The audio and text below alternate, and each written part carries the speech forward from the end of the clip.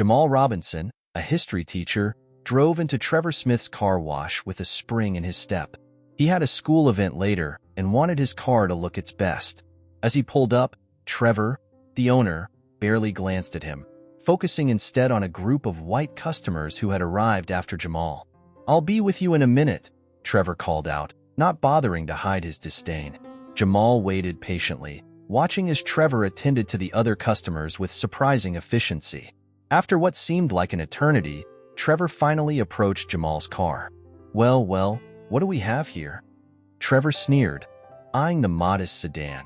"You sure you can afford our services, buddy?" Jamal took a deep breath. "I'm just here for a basic wash, sir." Trevor snorted. "Basic is right. Don't expect any miracles on this rust bucket." As Trevor continued his barrage of insults, a bystander pulled out their phone and began recording. Jamal tried to maintain his composure, but each jab from Trevor felt like a physical blow. "You know what?" Jamal finally said, his voice tight with anger and humiliation. "Forget it. I don't need this." As Jamal drove away, the video was already being uploaded to social media. Little did either man know that this incident would change both their lives forever. The video of Jamal's humiliation spread like wildfire across social media platforms. Within hours, it had garnered thousands of views and shares. The local community, outraged by Trevor's blatant racism, mobilized quickly. By the next morning, a crowd had gathered outside Trevor's car wash. Students, parents, and concerned citizens held signs denouncing racism and demanding justice for Jamal. Local news crews arrived, broadcasting the scene live and further amplifying the incident. At Jamal's school, the atmosphere was tense. Students and fellow teachers approached him, offering support and expressing their disgust at Trevor's behavior. The principal called an emergency staff meeting to address the situation. Initially, Jamal was reluctant to speak about the incident. He had always preferred to keep a low profile, focusing on his teaching rather than becoming the center of attention. However, as he saw the genuine concern and anger on his colleagues' faces, he realized he had an opportunity, and perhaps a responsibility, to address the larger issues at play. During the meeting, Jamal stood up and shared his experience. His voice, initially hesitant, grew stronger as he spoke about the pain and humiliation he had felt. He connected his personal experience to the broader issues of systemic racism and the importance of education in combating prejudice. As Jamal finished speaking, the room fell silent. Then, one by one, his colleagues began to stand, applauding him. Many had tears in their eyes. In that moment, a collective desire for change swept through the room, and plans for school-wide initiatives to promote inclusivity and combat racism began to take shape. Inspired by the support from his colleagues and students, Jamal decided to channel his experience into positive action. He began by organizing a series of lectures on racism and inclusion at his school. These talks quickly gained popularity, drawing large audiences of students, teachers, and even parents. Jamal's approach was straightforward and honest. He shared personal stories, including his recent experience at the car wash, to illustrate the everyday reality of racism. He also provided historical context, drawing on his expertise as a history teacher to show how current issues were rooted in long-standing systemic problems. Word of Jamal's impactful lectures spread beyond his school. Soon, he was invited to speak at other schools in the district. His message resonated with students of all backgrounds, many of whom had never before had such open discussions about race and discrimination. As Jamal's platform grew, so did his confidence. He began partnering with local community organizations, helping to create workshops and training programs aimed at promoting diversity and inclusion. His efforts attracted media attention, with local news outlets featuring stories on his work. During one particularly moving session, Jamal watched as students from diverse backgrounds shared their own experiences with discrimination.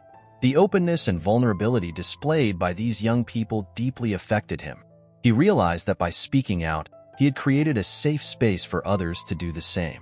Despite the positive impact he was having, Jamal remained humble. He constantly reminded himself and others that this work was ongoing. "We're not trying to change the world overnight," he would say. "We're planting seeds of understanding and empathy that will grow over time." As Jamal's influence grew, Trevor's world began to crumble. The video of his racist behavior had made him infamous overnight. Regular customers stopped coming to his car wash, and new ones actively avoided it. Trevor's business, once thriving, now stood empty most days. The financial pressure mounted quickly. Bills piled up, and Trevor struggled to pay his employees. Some quit in disgust, while others left simply because they couldn't afford to stay.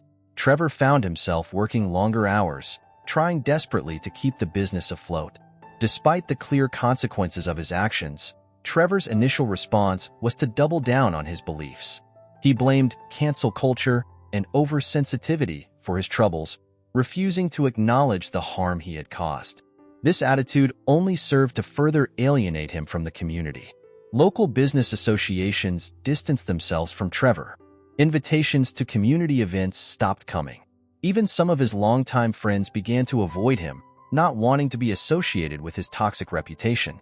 As the days turned into weeks, Trevor's arrogance began to crack under the weight of his isolation.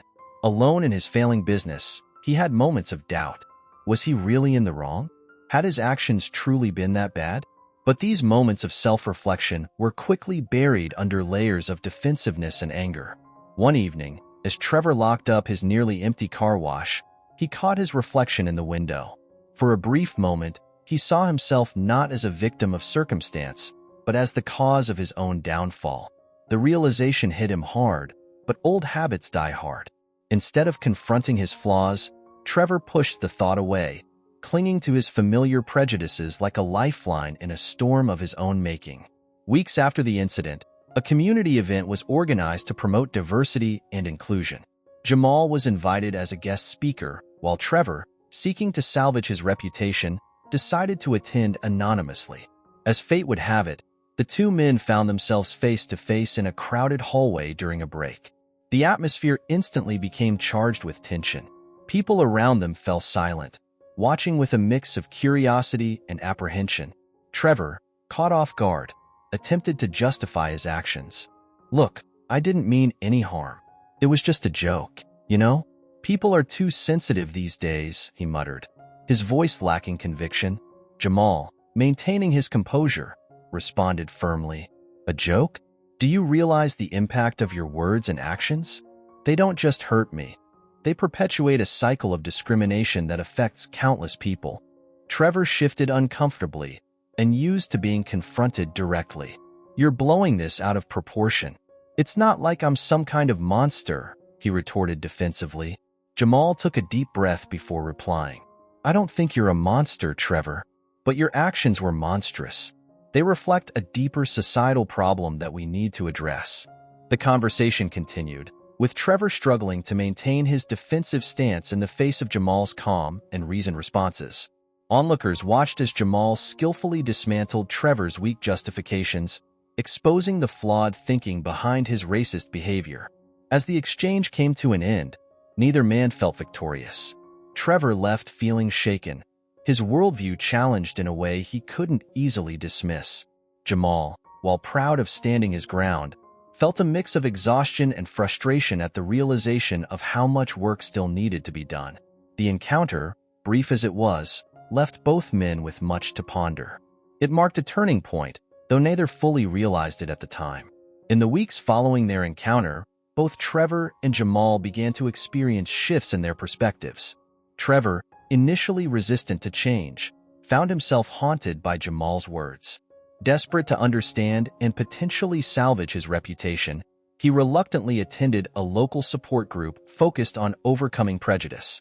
At first, he sat silently, skeptical of the stories shared.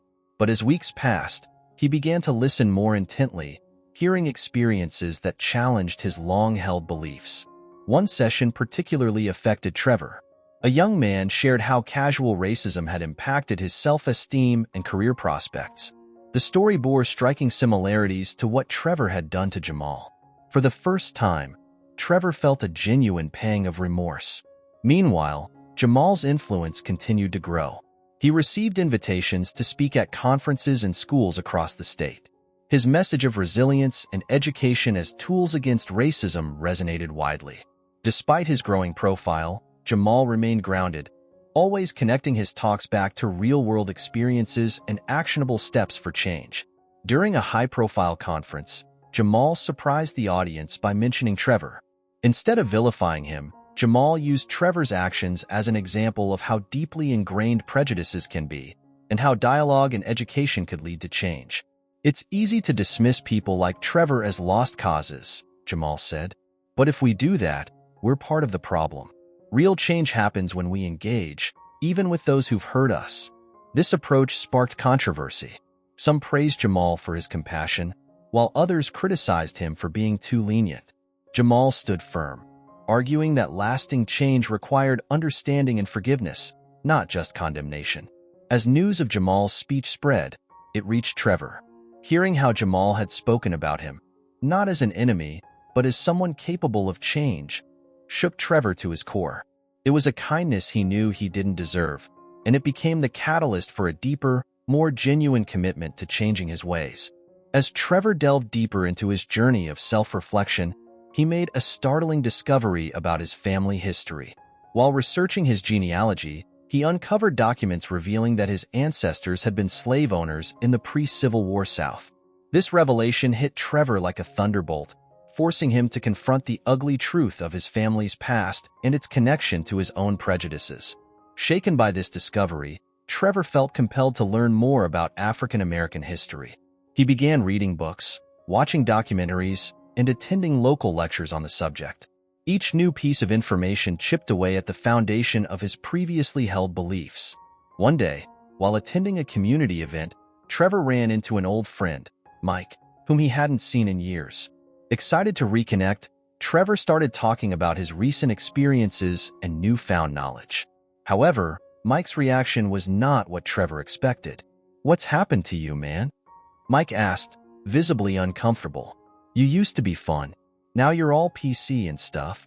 Trevor was taken aback. He realized that Mike's words echoed his own thoughts from just a few months ago. In that moment, Trevor saw clearly how far he had come and how much his old attitudes had alienated him from his true values. "I'm not being PC, Mike," Trevor replied firmly. "I'm trying to be a decent human being. There's a difference." The conversation ended awkwardly, with Mike making excuses to leave. As Trevor watched his old friend walk away, he felt a mix of sadness and determination. He understood that his journey of change would cost him some relationships, but he also knew he was on the right path. That night, Trevor sat alone in his now struggling car wash, surrounded by the remnants of his old life. He felt a profound sense of loss, but also a glimmer of hope. For the first time in a long while, he looked at himself in the mirror and didn't flinch away in shame. He saw a man who had made terrible mistakes, but was finally facing them head-on. Trevor realized that his journey was far from over, but he was committed to seeing it through, no matter how difficult it might be. As Jamal's reputation as a speaker on diversity and inclusion grew, he received an invitation to be a keynote speaker at a national conference on racial equity in education. This was a significant opportunity for Jamal to share his experiences and insights on a larger stage. Meanwhile, Trevor, still grappling with his past and seeking ways to make amends, heard about the conference through local community channels. In a moment of impulse mixed with genuine desire for change, he reached out to the conference organizers, offering his services free of charge to help with logistics and promotion. The organizers were initially skeptical, given Trevor's infamous past. However, after hearing about his efforts to educate himself and change, they cautiously agreed to let him volunteer, seeing it as an opportunity to practice the inclusivity they preached. As the conference date approached, Jamal and Trevor found themselves working in proximity, though not directly together. The tension was palpable whenever they were in the same room. Other volunteers and organizers watched nervously, unsure how this dynamic would play out. During a planning meeting, Jamal and Trevor were unexpectedly paired for a task. The room fell silent as they awkwardly acknowledged each other. Trevor, his voice slightly shaky, spoke first. I want you to know I'm here to learn and help. I know I can't undo what I did, but I'm trying to be better." Jamal nodded, his expression guarded but not hostile. "Actions speak louder than words, Trevor. Let's see how this goes." As they worked together, their interaction was stilted but civil. Both men were acutely aware of the eyes on them, each feeling the weight of their shared history and the potential for something new. By the end of the day, while they were far from friends, there was a subtle shift. A mutual recognition that they were both on journeys of learning and growth, albeit from very different starting points. This unexpected collaboration set the stage for the conference, adding a layer of real-world complexity to the theoretical discussions of change and reconciliation that were to come. The day of the conference arrived, bringing with it a palpable sense of anticipation. The venue buzzed with energy as educators, activists, and community leaders from across the country gathered to discuss racial equity in education. Jamal, as the keynote speaker, took the stage with a mix of nervousness and determination.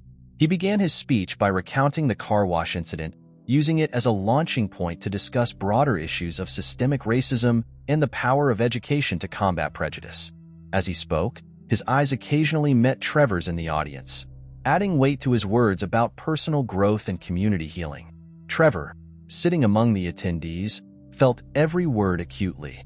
He found himself nodding along, occasionally wiping away tears as Jamal's message resonated with his own journey of transformation. Following the keynote, the conference organizers made a bold decision. They invited Trevor to join Jamal on stage for an impromptu discussion panel, turning their personal story into a living example of the conference's themes. As Trevor took his seat next to Jamal, the audience murmured in surprise and curiosity.